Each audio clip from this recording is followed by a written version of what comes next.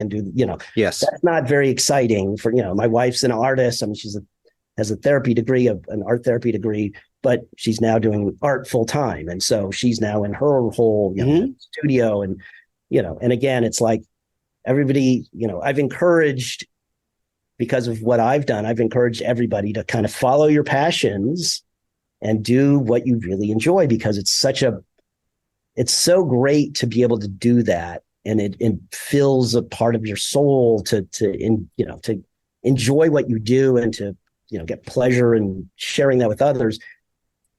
But then the reality of doing real life stuff kind of gets in the way of that oftentimes. And that's where there is definitely struggle, and everybody, trying to learn to deal with everybody's ADHD or whatever their weaknesses and strengths are. And so, yeah, I wish I had better answers for how to deal with all those were great things. answers. Yeah. And it's like, I will get the question of, is like, what do you like to do in your spare time? And I'm like, I don't know. It's hard for me to I like doing fixing things, around the house, because that's very task oriented, and I'm a very task oriented person. So it's hard for me to go, let's just go and hang out and go to a movie. It's like, I don't, it's like, I have to disconnect sometimes from that part of my being of wanting to get things done. Right. Which fills that, that part of me, that ADHD kind of whatever. But are you diagnosed with ADHD? Oh yeah. I've from a very, very, very early age, my mom had done her thesis paper on it. So, when I was in grade school, it was very obvious that, I had what they called learning disabled, which is what it used to be called, hyperactive learning disabled, and then I got to go to once a week where you got to go to a different program at a different school for the gifted kids.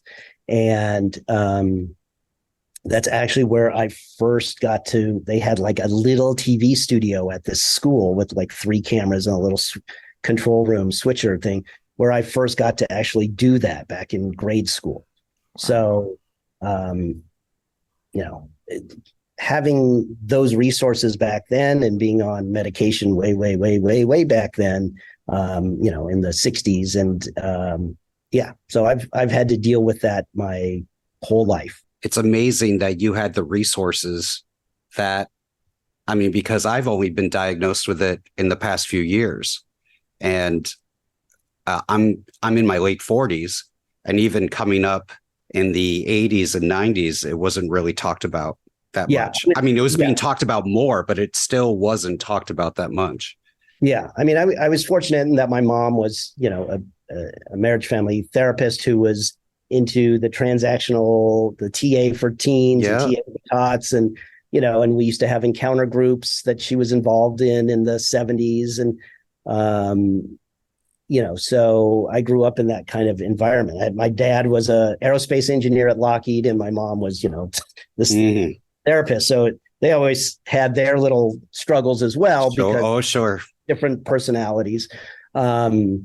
So yeah, I was kind of used to that growing up. I was very fortunate in that, I was diagnosed very early and got, help with a lot of those things. Not that it solved any of those troubles, but it actually, at least I had some accommodations, right, to work with me on those things and not feel like I was something wrong with me, but that it was something to be dealt with.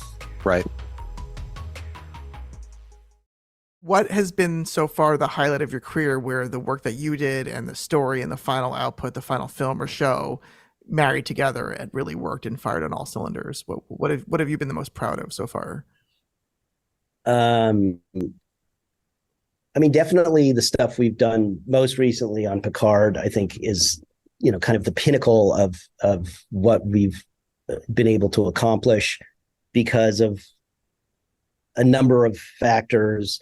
The amount of displays on the one set and the impact that it had, and the drama that it added to the story and the technology, pushing the look of everything to a level that, was just next level, essentially.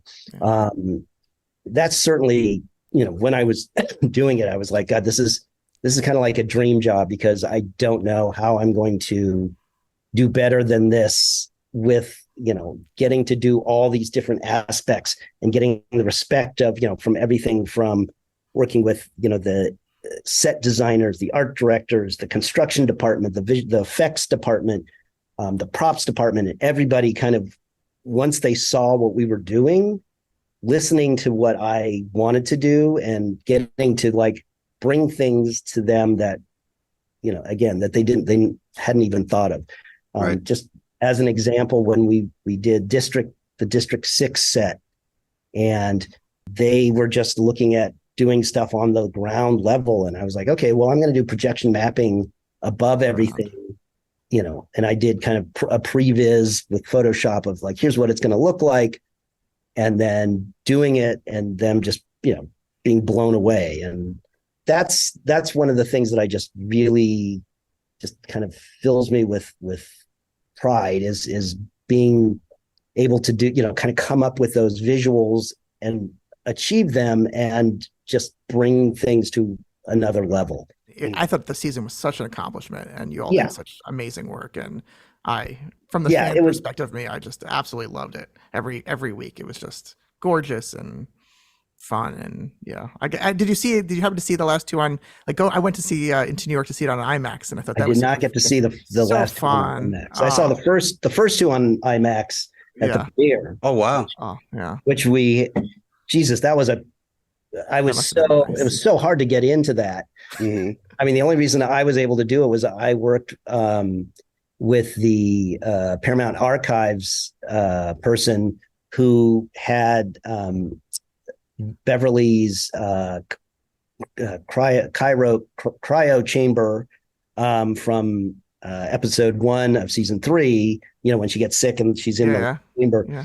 So I was on display or something outside the premiere. Was that? Well, it was in the party after across at the Hollywood Roosevelt. They had set pieces and props and costumes, and so he brought that in. Well, I'd hooked him up with the electrician or the fixtures guy, Derek, who was in charge of fixtures on Picard, who was luckily also doing Quantum Leap at the time, and so Derek and one of his guys went down to the where the archives were, hooked up all the lights so that it all lit up and stuff like that. And then I procured the 2 iPads and got the graphics running so that they, it was active and had all the little EKG stuff. And, so it looked really cool when it was there. And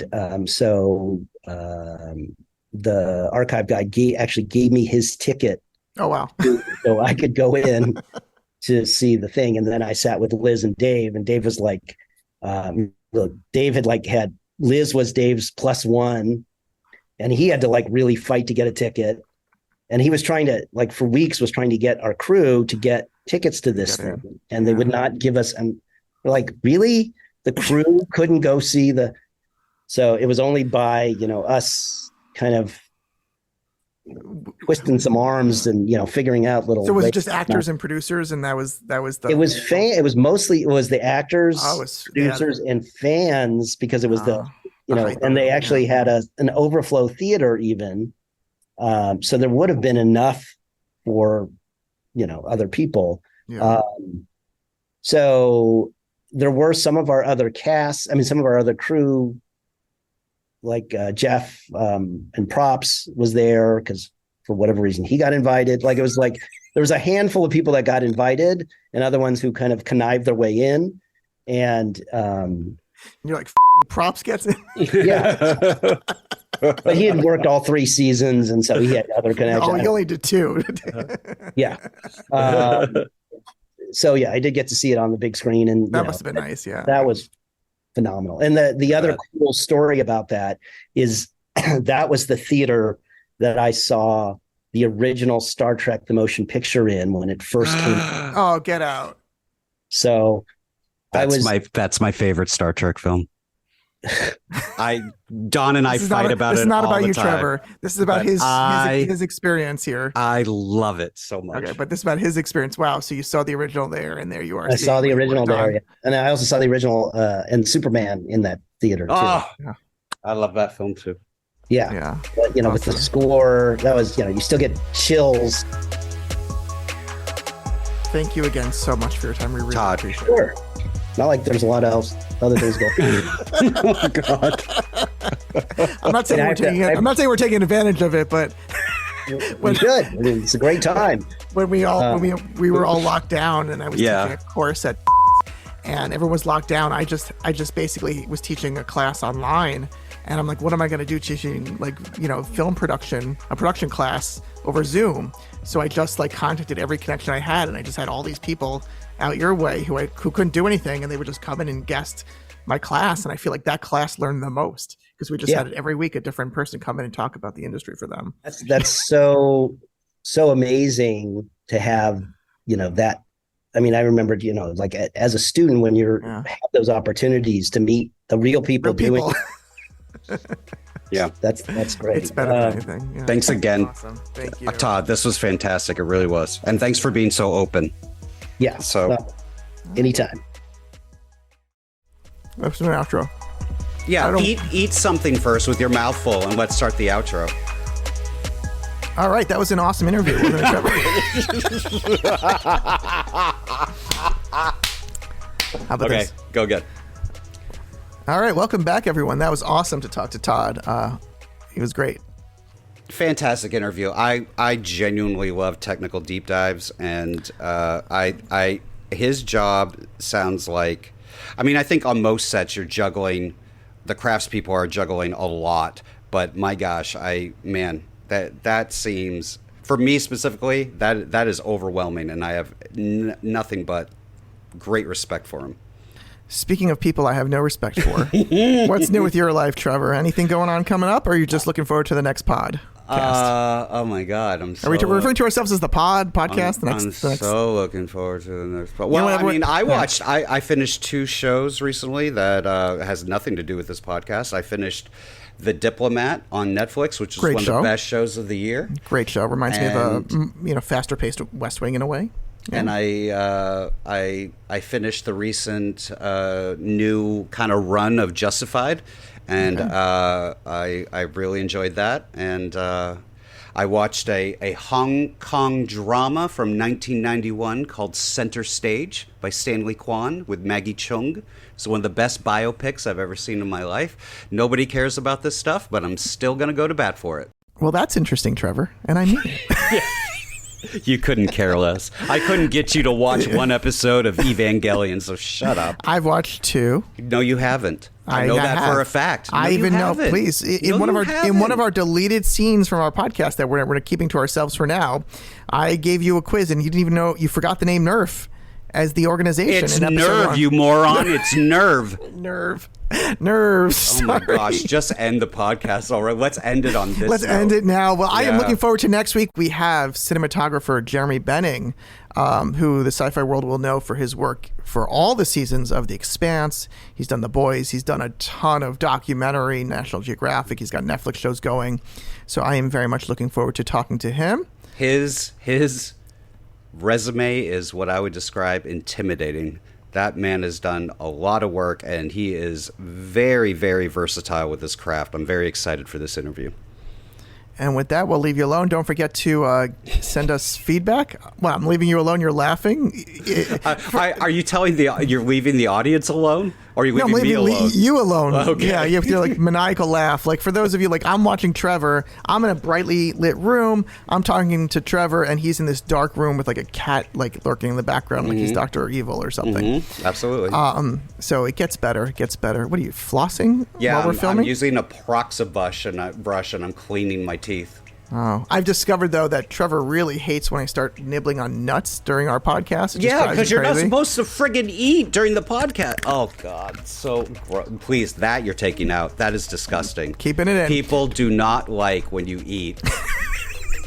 It makes Aren't the them very kids all into nauseous. ASMR now? That's not Oh a thing my anymore. God. Or are we